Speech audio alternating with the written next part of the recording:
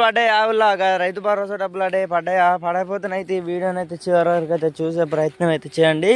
అసలు డబ్బులు అనేవి ఎందుకు పడలే, మరి డబ్బులు అనేవి పడతాయా, అసలు పడయా, ఏంది ప్రభుత్వం అనేది ఇంకా రైతు భరోసా అనేది పెట్టుబడి సాయం అనేది ఎందుకు రిలీజ్ చేస్తలేదు అనే వివరాలు అయితే ఈ వీడియోలో చాలా స్పష్టంగా కూడా వివరించడం అయితే జరుగుతుంది.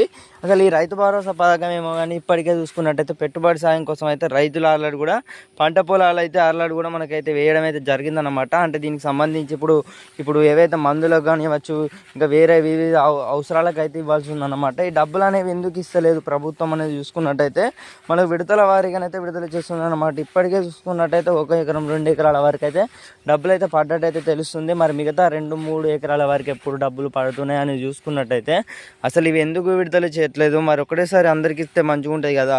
మనకి ఇప్పుడే కనుక చూసుకున్నట్టయితే 2 ఎకరాల వరకు అయితే పడ్డట్టయితే తెలుస్తుంది. మరి మిగతా 2, 3, 4 ఎకరాల వరకు ఎప్పుడు పడతాయి అంటే ఇలా 15 లోపు అయితే పడతాయి అని అయితే చెప్పడం అయితే జరిగిందనమాట. సో ఇదన్నమాట ఇన్ఫర్మేషన్ మీ అందరికైతే ఎంతో యూస్ఫుల్ అయితే అవుతుంది. ఈ నెల 15 లోపు అయితే 2.5 ఎకరాల వరకు పూర్తిగానైతే కంప్లీట్ అయితే అవుతుంది అనమాట. మరి మిగతా 4, 5, 10, 15, 20 ఎకరాల వరకు చూసుకున్నట్టయితే 20 ఎకరాల వరకు అయితే లేదండి 10 ఎకరాల వరకు అయితే కట్ ఆఫ్ అయితే పెట్టినట్టయితే తెలుస్తుంది. తప్పకుండా అయితే ఈ వీడియోని అయితే లైక్ చేసి మీ ఫ్రెండ్స్ అండ్ ఫ్యామిలీ అందరికి కూడా షేర్ చేసే ప్రయత్నం అయితే చేయండి.